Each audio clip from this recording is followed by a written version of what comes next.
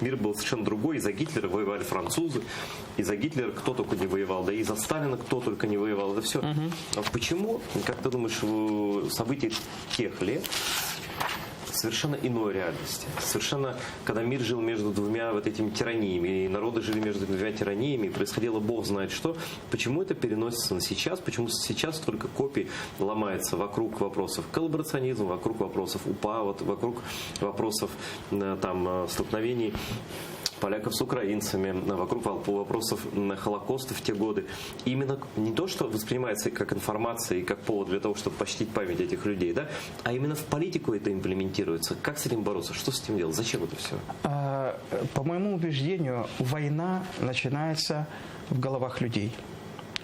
И война в головах людей начинается тогда, когда там полный бардак в этой голове и когда ничего не ясно с историей.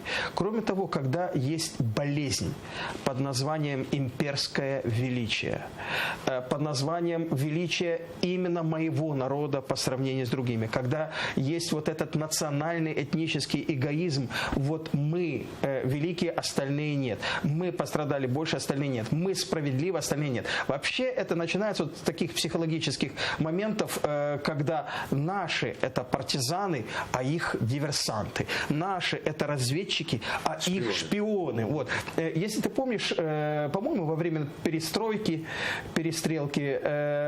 была такая программа, очень удачная в политтехнологическом плане, где показывали группу военизированную, какую-то полувоенную, и чтобы было понятно, кто они, у них на касках было написано «наши». То есть, соответственно, все остальные не наши. И вот, кстати, на сегодняшней конференции как раз говорилось о том, что эти вот мифы, кто наши, кто не наши, победители, побежденные, они очень нужны для сегодняшнего дня. Почему? Потому что если в Советском Союзе и современной России формируется идеология того, что русский, советский народ – это народ-победитель, а победили абсолютное зло, нацизм, кстати, действительно абсолютное зло, нацизм, значит, те, которые победили, они святые. У них не было преступлений, у них не было ошибок, ну, может, ошибки были, не было преступлений. Да, и то же самое в ЛНР, в ДНР. Идеология, та же самая постсоветская или современная российская. Мы победили фашизм. Кто мы? Мы пахали паровоз.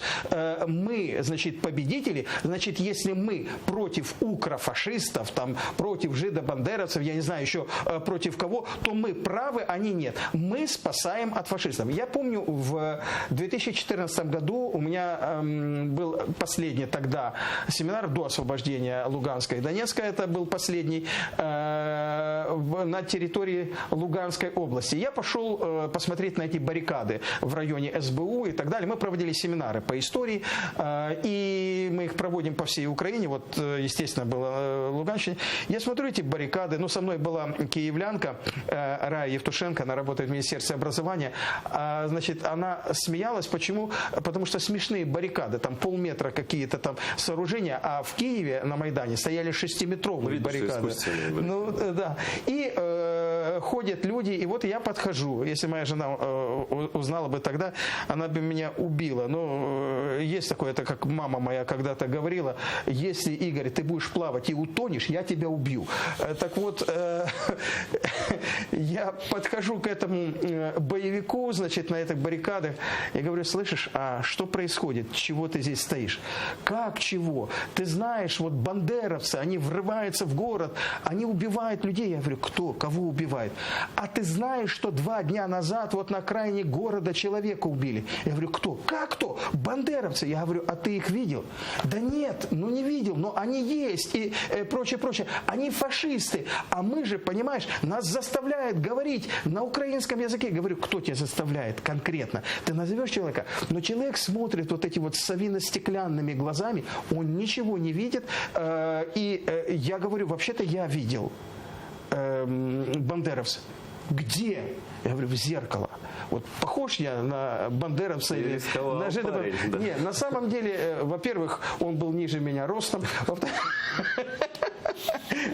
Вот, честно скажу, если бы было несколько человек, я бы так не говорил.